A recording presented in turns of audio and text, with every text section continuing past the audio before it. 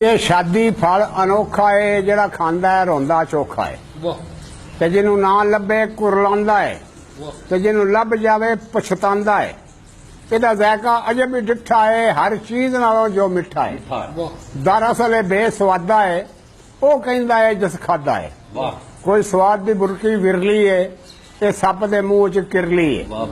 खावे ते हुंदा कोड़ा है छड्डे ते कैंसर फोड़ा है। इनू पचांदा कोई कोई है जी पहला ही होवे चोई है वो नाल पहाड़े देंदी धार भी नहीं झूठ कहंदा शाह गुलजार भी नहीं। अजकल औरतां ये गल चाहदियां ने कि वेड़े वड़दियां वखरी चुल होवे सस सहुरे दी करनी ना पै सेवा इन्नी खसम वालों सानू खोल ये स्त्री बंदे दे वट कटदी किसे दिल अंदर मते भुल होवे वो कई हजारा जो एक होंदी जिस औरत का कोई ना मुल होवे। सच्ची गल है यार विआह तो बाद दिन ऐश वाले सारे बीत जांदे। पहला विआह तो उडने सप जापन पिछों सारे ठंडे सीत जांदे। रोने घर दे फिर मुकदे नहीं भुल उस वेले सारे गीत जांदे।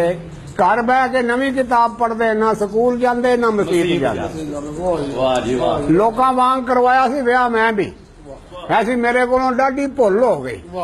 दूजे साल विआह तो बाद मेरी क्षमा सेहत वाली सारी गुल हो गई। लत्तां टुरन तो बेजवाब गईयां ताकत खत्म वजूद दी कुल हो गई।